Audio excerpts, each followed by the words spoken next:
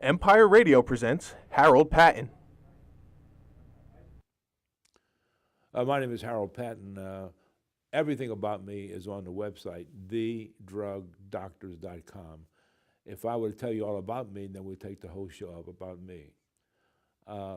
Over 50 years of my life, since I am much older than 50 years old, over 50 years of my life has spent dealing with the issues of drug abuse, drug enforcement, drug abuse prevention, addiction, overdose deaths, everything to do with drugs. Drugs is a huge topic, very huge topic. So you nail it down to one thing or the other. And today we're going to talk about opioids. What are they? And all the problems associated, and some ideas of the solutions. I retired from the DEA 34 years ago. Now, ordinarily, if I retired at the age of 57, 34 years ago, I'd probably be dead by now. But I retired early with no paycheck and decided to go in business for myself. My business was all about drug abuse prevention for drugs in the workplace. And at that time, in 1980, 81, 82, 83, 84, that was a big problem. And all the corporations in America were concerned about accidents, death, and about their products or their services not being performed properly and therefore go out of business. So I stepped into that market and did quite well. And about 3.5 years ago, I sold my company, and I could just do whatever I feel like now. But I decided I would work on the issue of drug abuse prevention and try to help this problem be somewhat under control. So I'm spending a lot of my time and money just to help people. I don't know if I'll make any money out of this. But I do know a lot of people involved with me, and most of them are all involved as volunteers.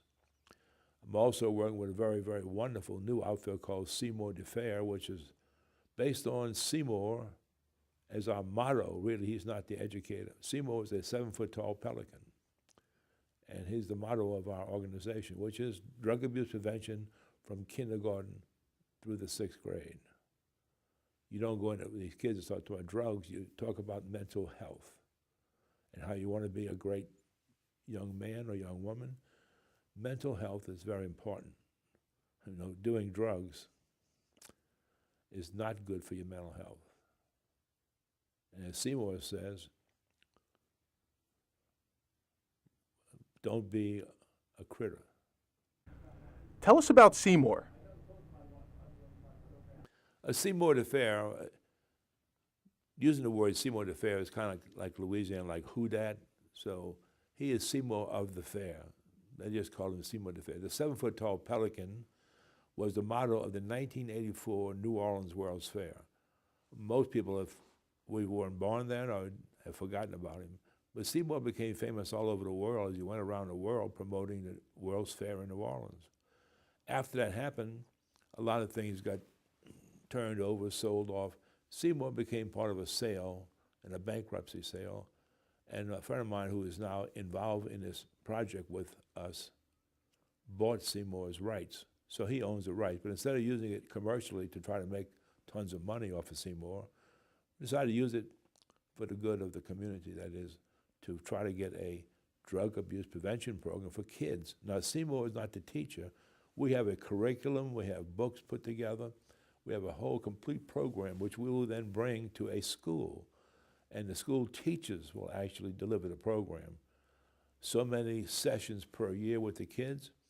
When they get a little older, maybe people like Warren or myself might go and talk to these kids, 5th grade, 6th grade, where we can actually talk about drugs, not just talk about Seymour, or talk about mental health.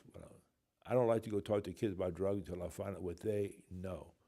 Anybody here know about the most popular drug in your neighborhood? And they raise their hand. Then I know I can talk about what they know, not what they don't know. Anyway, today we want to talk about opioids. Seymour is going to come later. What is your experience in drug abuse enforcement? Yeah, I was in the DEA, Drug Enforcement Administration, which is part of the Justice Department, but I was involved in drug enforcement before there was a DEA. First, the Federal Bureau of Narcotics in Treasury, then I got shipped from New Orleans to San Antonio. My wife was very sick, so I had to try to get her back to New Orleans and having a hard time.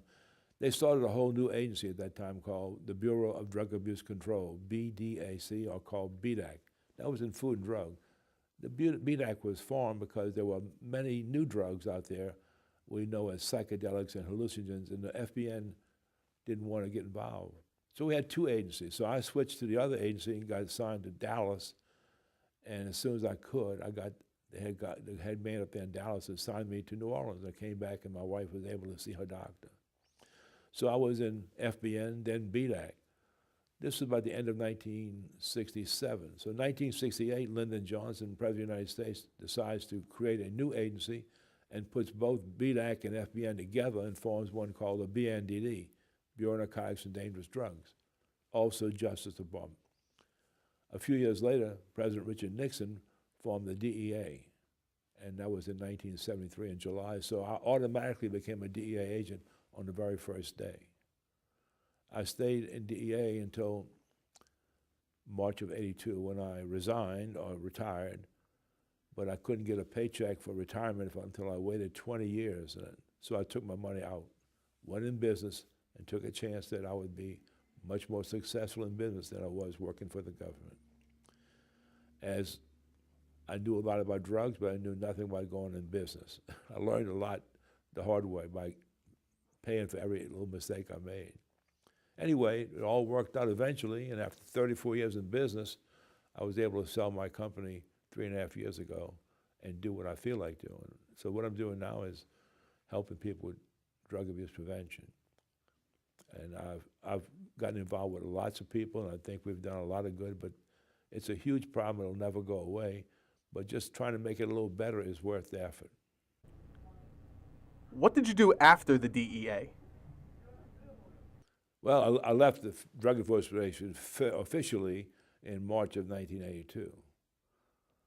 But before I did, I already started my first company to see what I was going to do and make my decision, do I want to stay in the DEA or do I want to take a risk and go out there into the big world of being in business for yourself? I incorporated my first company in 1981 and the second one in the beginning of '82. And then during all this time, I think I've started about 7 or 8 different companies. Then I finally sold them, all merged together, sold them 3.5 years ago, and then started 2 more. One of them is the one we work on right now, Global Drug Consultants, LLC. The other one is Roof Leak Preventers, nothing to do with drugs at all. My cousin and I are manufacturing a product which is on the way to us right now that'll go up in your attic at your roof vent pipe to keep it from leaking into your house. Very cheap installation, not that hard, and it saves your ceilings or your walls from having leaky water coming through your roof. Anyway, so I've become a businessman, but a lot of what I do is related to drugs, and drugs is a huge subject. Today we're going to talk about opioids, but I wanted to tell everybody that before we get too far talking about drugs, first of all, there is no such thing as a perfect drug, even the one your doctor gave you yesterday, or your mama wants to give you a spoonful of it. There is no such thing as a perfect drug.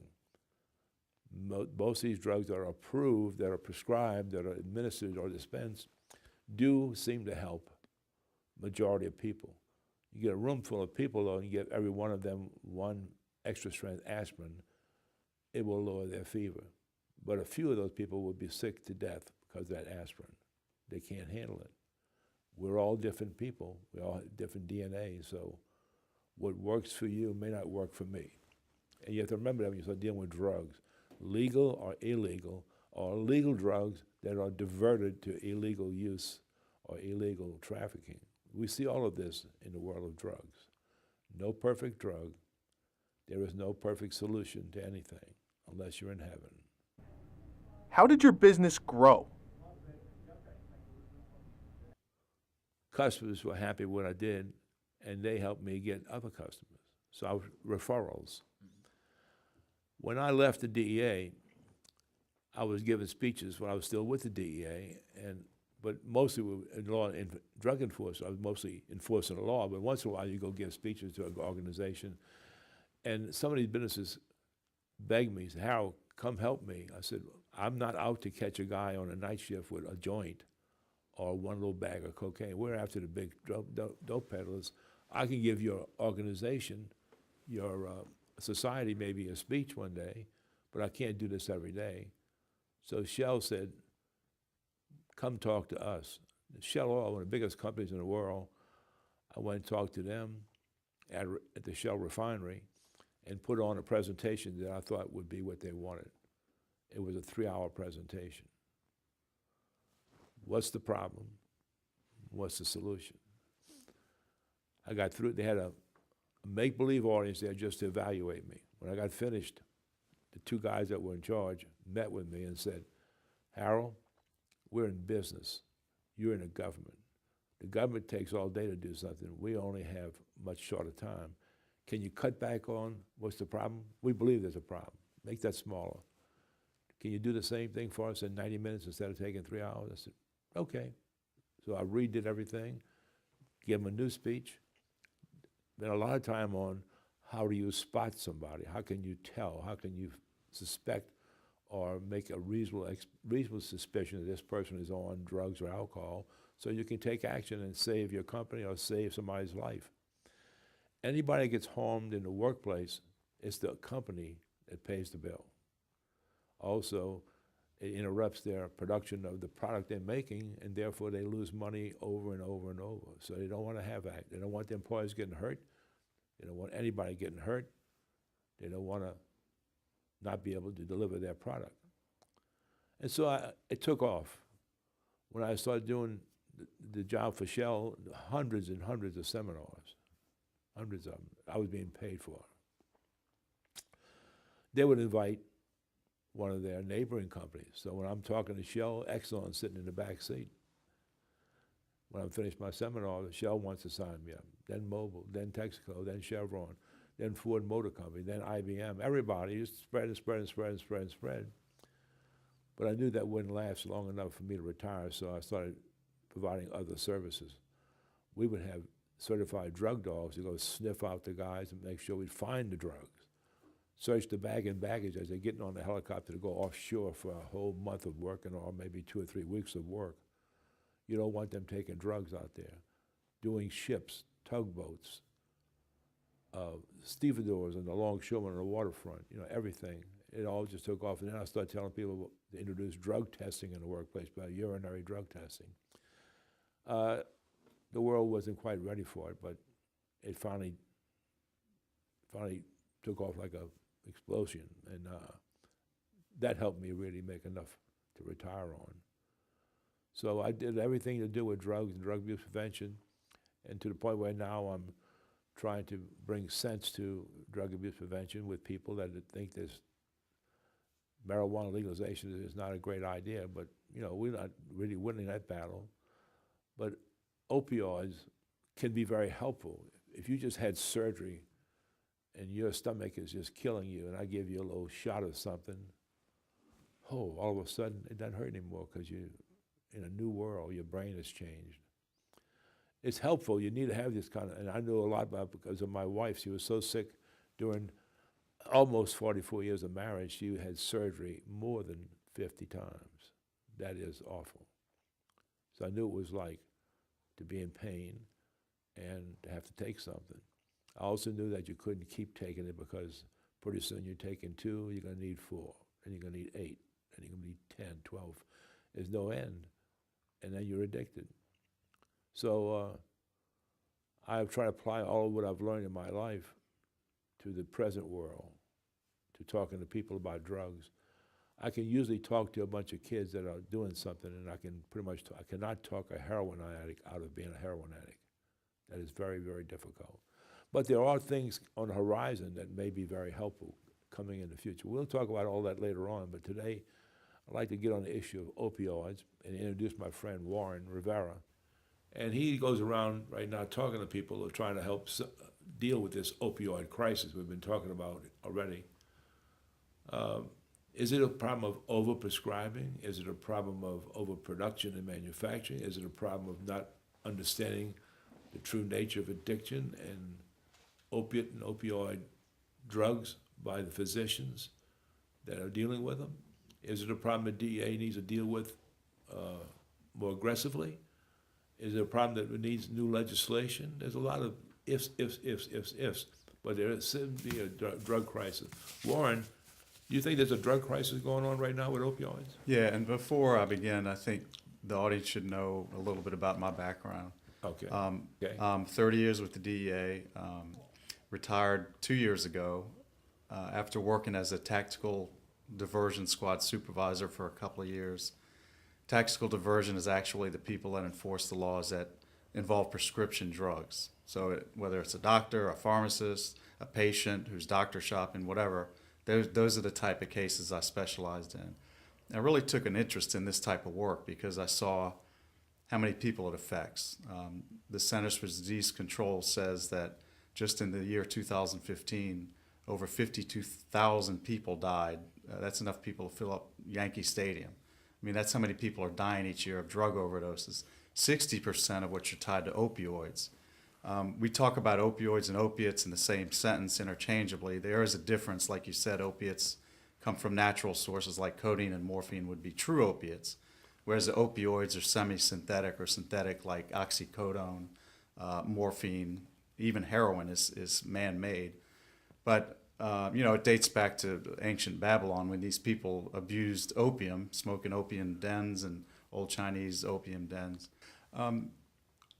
I retired from the DEA, as you know, and I ran the tactical diversion squad for many years. And I worked hard street drugs groups for a long time at Los Angeles, throughout the United States. I even worked in South America and saw cocaine labs in the jungle and destroyed those. But I never understood the depth of the opioid problem until I became the tactical diversion squad supervisor, which, we investigate nothing but crimes involving a prescription drug, which includes doctors, pharmacists, importers of raw materials, patients who doctor shop, the whole gamut. We did investigations on all of them. And what I think the general public doesn't understand is, the new DEA is not just DEA agents. I mean, we work with state, federal, and local police officers from all over each state. There's now 66 operational tactical diversion squads because of this opiate crisis.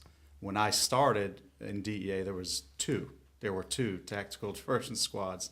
Then there were 5 in 1999. Now there's 66, and they're even increasing throughout the nation. They're increasing their presence. When there were 2, one of those was New Orleans? One of those was New Orleans. I think New Orleans was one of the original ones. Yeah, because I started when we called it the Criminal Compliance Group. Right.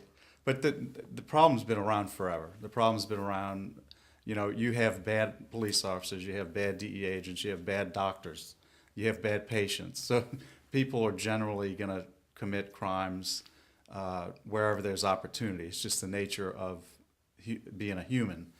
But what got me interested in the crimes involving prescription drugs was that I saw how it impacted families, how it impacts lives, our daily lives, how it impacts the criminal justice system. I mean, some people say we should treat it not as a crime, but as a health issue, addiction. But the problem is when people are addicted, what I found out is they commit acts that they normally wouldn't commit before because you're not yourself. When you're under the influence of opiates, you're really not yourself. If you don't have your opiates, you're really not yourself. As you said earlier, you got to have your opiates to feel normal again. But we've interviewed people who are committing armed robberies that don't even have a criminal history. And they said, I would do anything to get my next fix, even if it's commit an armed robbery. That's how bad this addiction problem is in the United States. But I thought I could help solve the problem by educating people once I retired from DEA, bringing particularly physicians into the picture of what's really going on in the United States. They learn about anatomy, they learn about physiology, they learn all these things that are important in being a physician and diagnosing what's wrong with you. Pain is very hard to detect, I guess you would say. So if someone says I have lower back pain, I need some kind of pain relief, a doctor's going to probably prescribe some type of medication, but we're telling them you don't have to always prescribe a controlled substance because this patient may in fact be a drug seeker. Well, how do I know that? Well, is he demanding specific drugs? Is he saying, oh, the only thing that works on me is hydrocodone? Well, how about a Tylenol? Oh, Tylenol doesn't work. We're trying to educate physicians to say, please keep an open mind and know that they're not all legitimate patients. Some of them are drug seekers.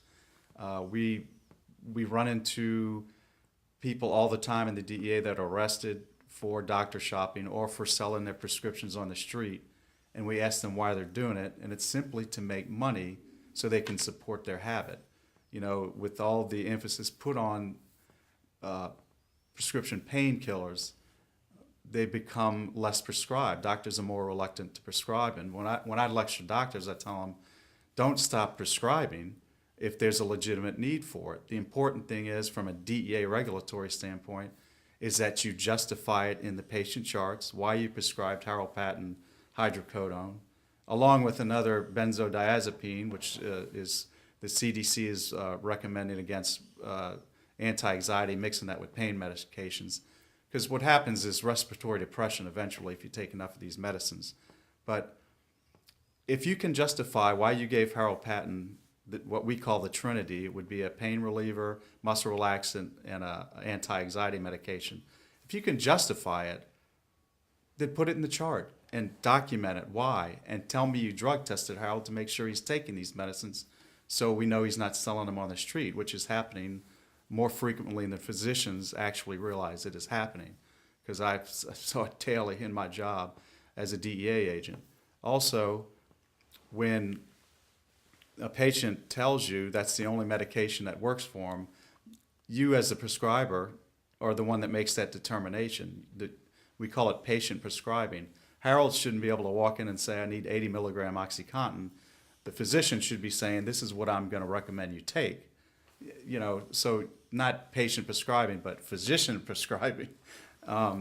We've had cases where patients have died from doctors who had been under investigation. That's one red flag from the DEA.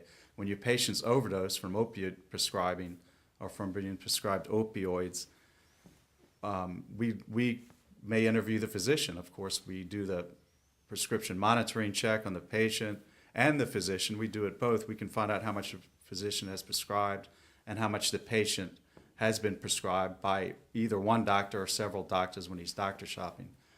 But there's been many cases, I can't count, on both hands and feet, just in the New Orleans office, where Harold is in a morgue and the doctor prescribed excessive amount of opiates to Harold, but when they did the autopsy, the toxicology showed negative for opiates. So Harold was selling his medication and taking something else. What was it? We don't know. But the point is that people are people, and they're going to break the law when it benefits them or their habit or their friend's habit or girlfriend's habit. And it's a shame because the people that are addicted do have a health problem, and they should be seeking treatment and withdrawal rather than to continue to take these opioids. And when you're addicted to opiates, you will, like I said earlier, you will commit acts that you wouldn't normally commit in your right mind because the addiction is so powerful. The Centers for Disease Control said over 52,000 people died last year of drug overdoses, 60% of which were from opioids. So the problem has to be addressed. I'm passionate about it. I saw a need for law enforcement to network with the health industry, and I think that the pharmaceutical industry, the law enforcement, people who work crimes involving prescription drugs, physicians, students, they all have to be in the same room so we can talk about this opiate crisis. And you know, they're appropriating all this money supposedly to extend treatment, but from what I understand is, and I don't know politically speaking, if Obama signs a $2 billion anti-drug bill, does it go into the next presidency? I'm not sure, but this is something President Trump needs to pay attention to too. We've lost too many people. Are there any solutions, Warren? The solution, like I said, is networking. The solution is the prescription monitoring programs, which are already in place. Problem is, the physicians I speak to are too busy to query the system. And what I tell them is it can be a clerk, it can be a nurse practitioner or nurse that works under your authority, or a clerk even that can run the prescription monitoring program checks. But it's very important that you do that. That combats doctor shopping when patients see several doctors at a time. What about triplicate prescriptions? Some states do that, and many states don't.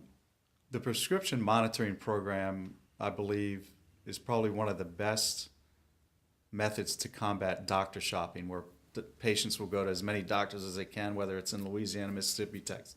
They'll go to as many as they can. The problem is now, currently, they don't talk to each other. So if you go to Louisiana or outside Louisiana, the Louisiana may not talk to Mississippi, and it's a lot more work for the investigating officer.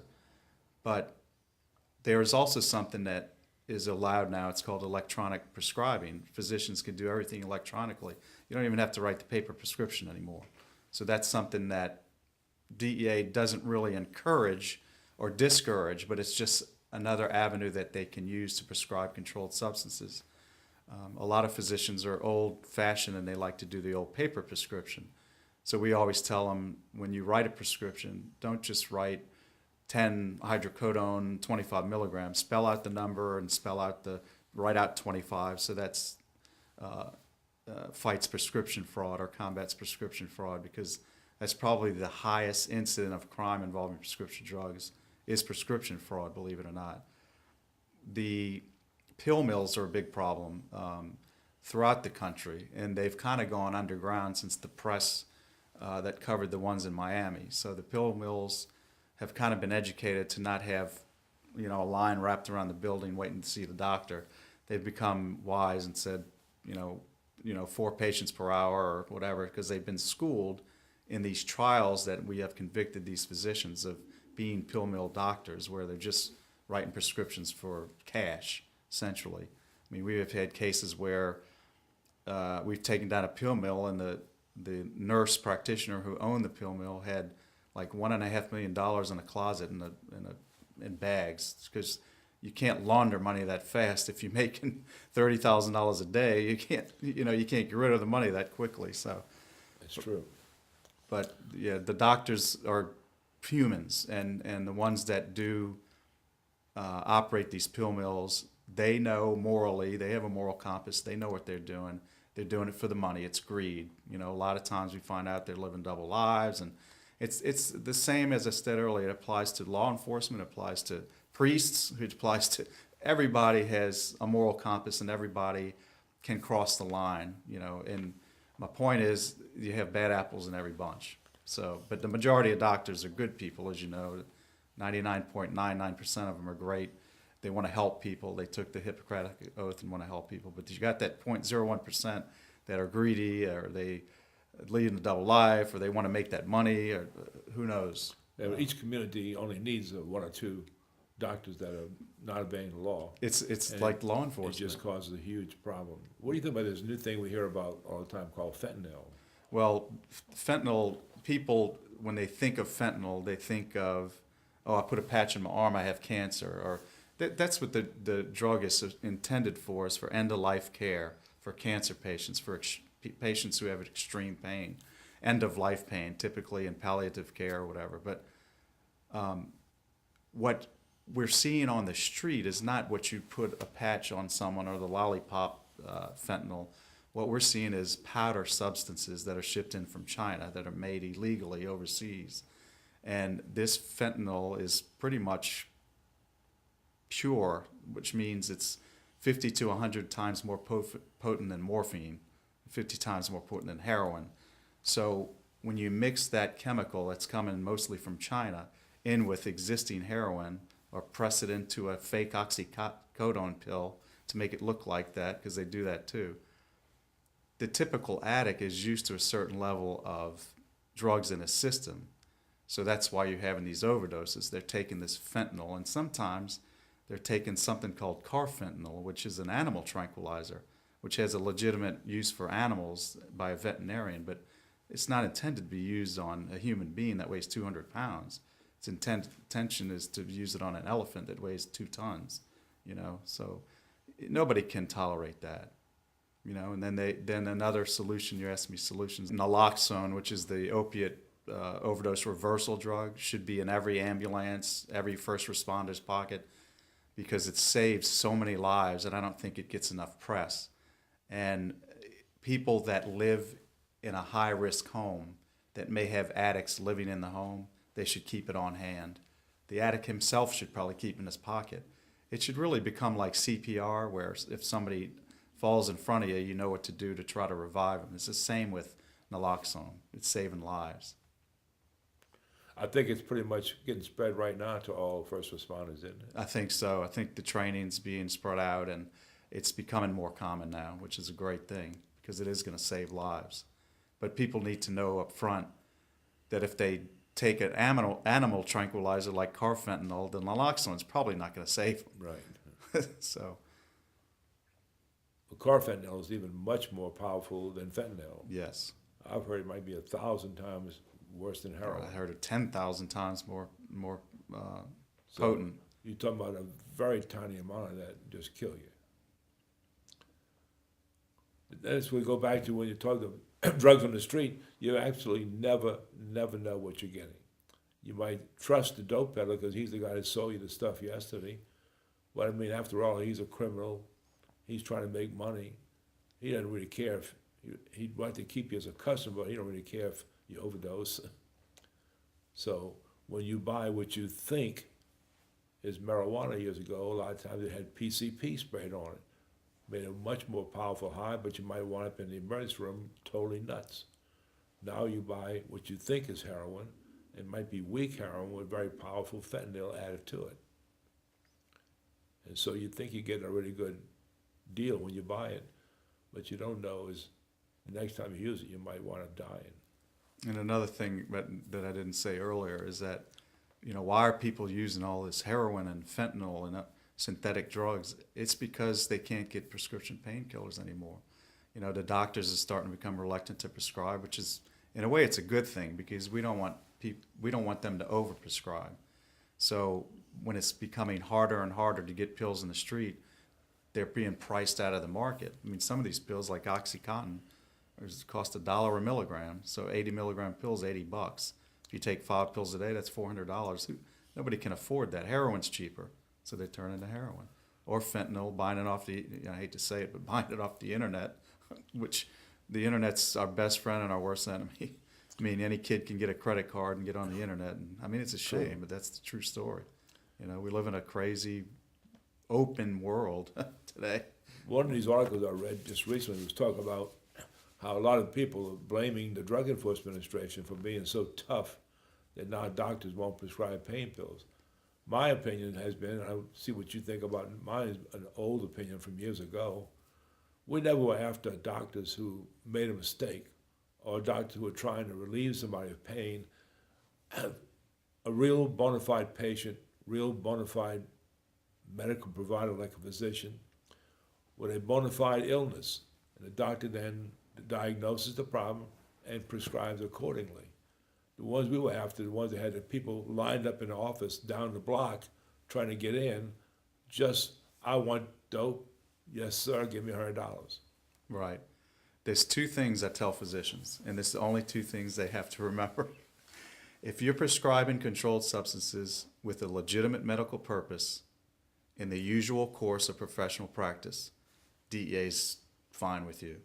Usual course of professional practice, legitimate medical purpose. And I also tell them document everything in the charts. So if you're giving Harold, 3 opioids a day and different prescriptions for benzodiazepine, if you can document the health benefits on it, DEA's not going to come after you. Now, if you're selling prescriptions out of your motel room on a Saturday night, that's not the usual course of professional practice.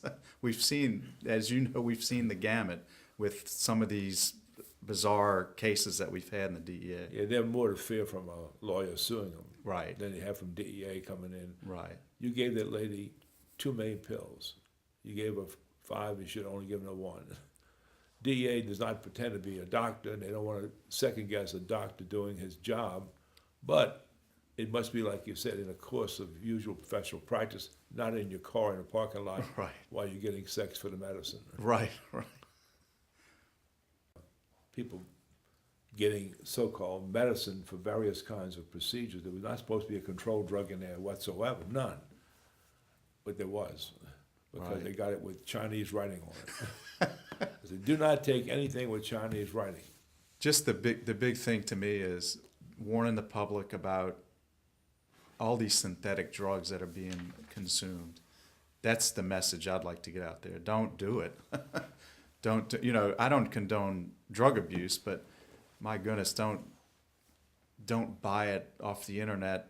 You don't know what you're ingesting. I mean, why would people do that? I don't understand it. I really don't. You know, One thing you can be sure of, it's probably not what you think it is. it's probably not. I mean, it's like anything Or else. it's not all what you're buying, it's something else in there. You're going to buy like a designer tie or a Gucci bag from over the internet? No, you're going to walk into a store and want to feel it and touch it and look at it and examine it. And before I sold my company, particularly in the 21st century, almost every year I'd have 3 or 4 people who would come in to me and say, Harold, I failed the drug test, but I'm not taking anything. And they looked like they were honestly telling the truth. So I said, well, come in, bring me a bag with whatever you're taking, prescription or even not prescription. And often I could reverse the drug test from a positive to a negative because I could explain it. One lady was eating 5 or 6 loaves of a special bread per week.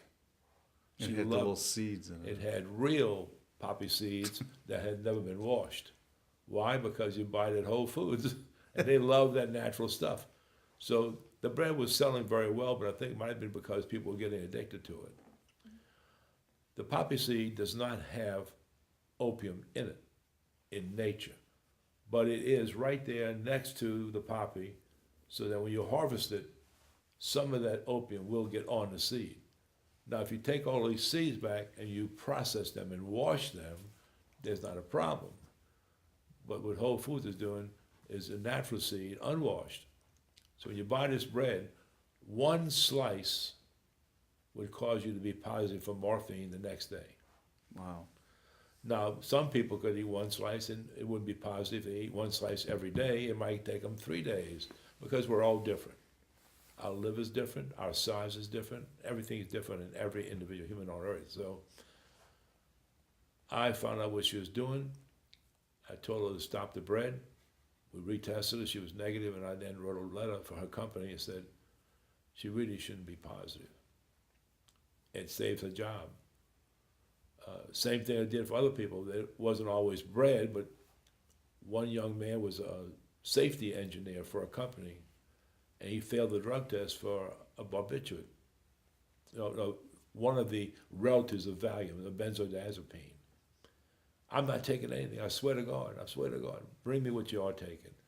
He had the Chinese stuff.